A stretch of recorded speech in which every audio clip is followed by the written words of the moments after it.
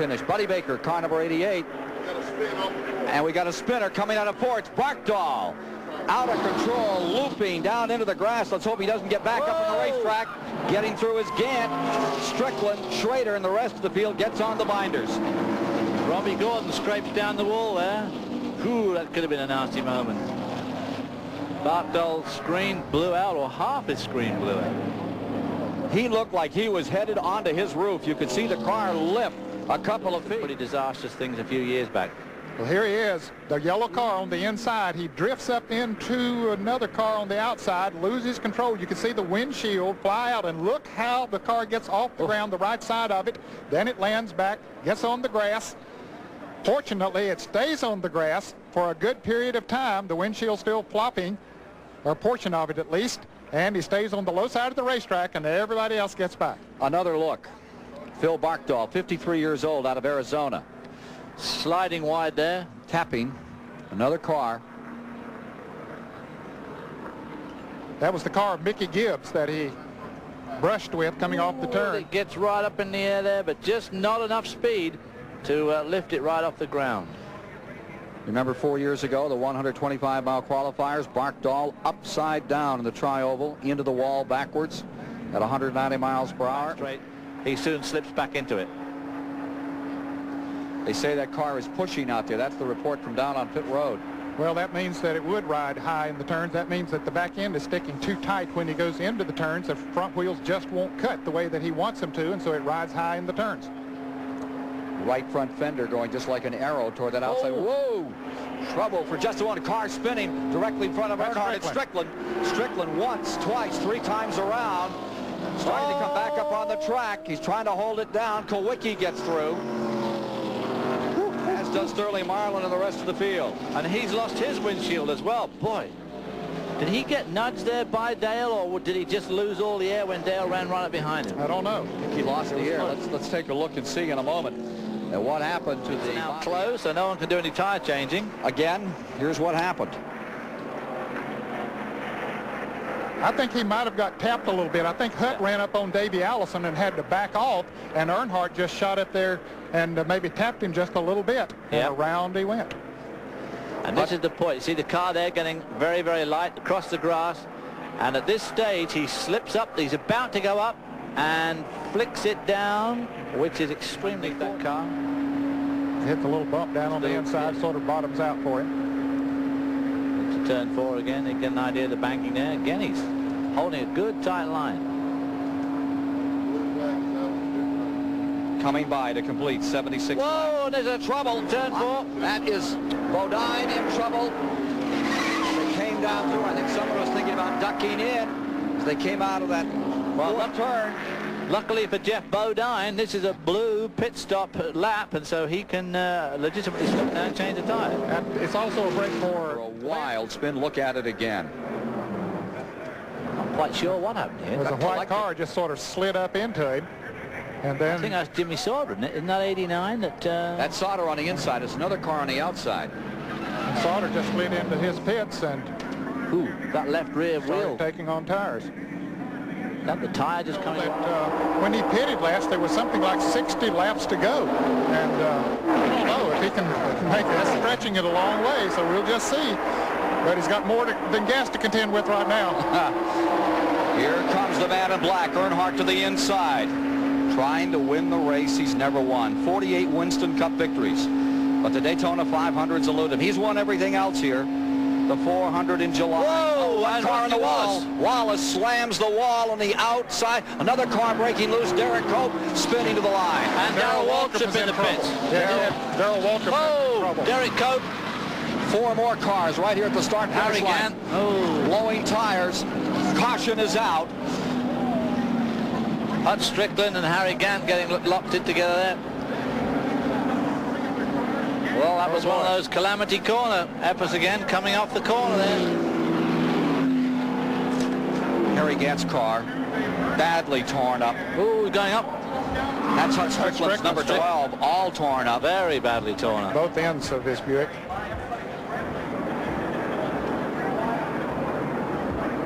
Seven cars involved. And look at Waltrip's car, the 17 in the backstretch. Stevie Waltrip, concerned. They made such a right angle. That's the 3 cars there just at the behind the lead car, which is Dale Earnhardt.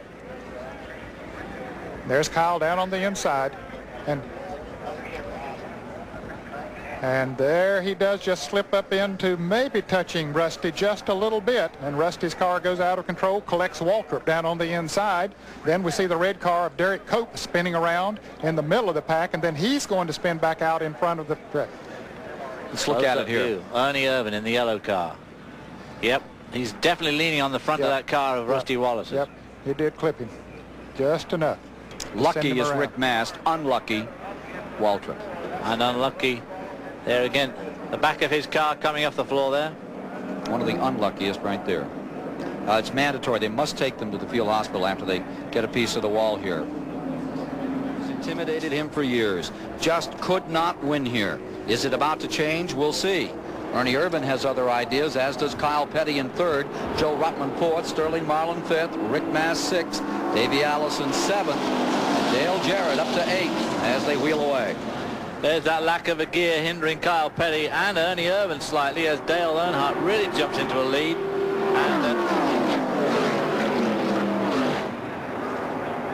Ernie Irvan really off to a slow start. There's Alan Kwiatkowski down on the inside of him. Dale Jarrett did beat Ernie Irvan on the restart there. Dale is a lap down. Dale Jarrett is. He had just made a green flag pit stop when the other caution came out, so he got caught on that situation. Now Ernie Irvan drafting up on Dale Jarrett. He wants to get up on the back bumper of Dale Earnhardt. That leaves 7 cars in the lead draft. Kyle Petty dropping back quite a bit there, but if he hasn't got that low gear, it takes a lot of getting these cars wound up. 3,500-pound car. 7 cars in that lead lap. Earnhardt stays first. Ernie Irvan in 2nd. Here's Davey Allison coming up to 3rd. Kyle Petty in 4th. Now Kyle drops back, and it's Joe Ruttman into 4th. Look at this run down the inside. Car number 4 sliding through, and Ernie Irvan flanks it in there. Davey Allison took him through, helped him get through there. And now Davey Allison's running right behind Dale Earnhardt. And behind him is Troy Ruttman. Like that, Joe Ruttman. I keep calling him Troy Ruttman. Well, Troy was a race driver. He won the Indianapolis 500. Davey Allison up on the outside. Davey Allison makes a run on Earnhardt for 2nd place. The Ford on the high side, Chevy on the inside, and Chevy out in front. Long way to go around now. As they come back to the line, this time Ernie Irvan. Is this going to be an upset? We'll see. 28 and 3 are locked up side by side, and as they run wheel to wheel, Ernie Irvan says goodbye, gang, and pulls 3 car lengths out in front. Dale Earnhardt's got tires that are fresher than Ernie Irvan's too. He pitted more recently than Ernie, about 25 laps less mileage on his tires, so in theory he should be slightly better off. Yeah, I think something wrong with Earnhardt's car, that maybe he has a tire going down or something. It just doesn't look as smooth in the turns. He and Davey Allison touch going down the backstretch into turn 3. Earnhardt trying to hang on, but I don't know, that car just not working in the turns like it did earlier. Coming about out of turn number 4. Down to the line. 196 laps complete this time by. Ruttman drops to the inside. Remember, his best finish here at Daytona has been 3rd. He's had some seconds on other tracks. 3rd was his best run here. And look, they're still locked side by side. And of course, that's just playing right into the hands of Ernie Irvan. At this stage of the game, there's only 4 laps to go. 4.5 laps to go. 4 laps to go next time by. Davey Allison, Dale Earnhardt locked side by side. Is Joe Ruttman's going to be able to push one of those guys along with him? Dave Despain. Well, let's put that question to Kurt Shelmerdine. Is that car as good as you would like to have it? Well, I think the cars are awful close. We think Dale can do the job for us, and we're just sitting here watching right now. You know, in a 5-lap race, Earnhardt would be the guy to bet on, but he obviously backed up pretty dramatically when Irvan shot through, but there's nothing wrong, huh? No, we're doing okay. Okay, well, they say they're confident here. Let's go to Mike Joy. And they're confident here as Ernie Irvan whistles by. Irvan was slow coming up through the gears on the restart. Crew Chief Tony Glover said he thought he hung back a little too far. But every time the 2 black cars come past side by side, that's a break for Ernie Irvan's chances to win the 500. And there's trouble off the turn 2. Ernie Irvan in front, and Earnhardt Davey Allison. Davey Allison and Dale Earnhardt and Davey Allison both out of this race. Ernie Irvan racing back to the line with a big advantage. There's Davey Allison's car coming to a stop. Ernie Irvan coming down. If it finishes here under caution, it'll be the first Californian to win this race since Marvin Panch back in 1961. Ernie Irvan's number 4 streaking across the line. Rest of the field coming by.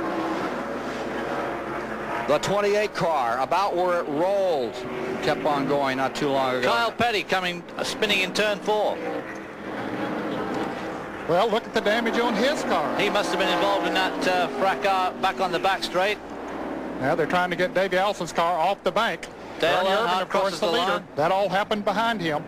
Ernie Irvan is in first. Sterling Marlin now finds himself in second spot. In third, car number 75, Joe Ruttman. Kyle Petty car's wreathed in smoke there. I don't see any flame, but a ton of smoke. So it looks like this race belongs to Mr. Irvan with just 2 laps to go. $2 million at stake. Look again at what happened here. On the inside. Oh, Davey on the outside, Earnhardt down on the inside. Earnhardt's car breaks loose. The rear end of the car they didn't touch before it broke loose, and he gets into Davey just a little bit. Ruttman gets by. Sterling Marlin gets by. Here's Kyle Petty. He gets collected up. Boy, the car going up off the ground. Nearly squeaked through. Davey Allison really was terribly unfortunate there that he just touched that wall. From Earnhardt's view, watch what happens. You see, starting to get loose on him. Hood starts to lift up. There you see Kyle Petty jumping over the hood of the car.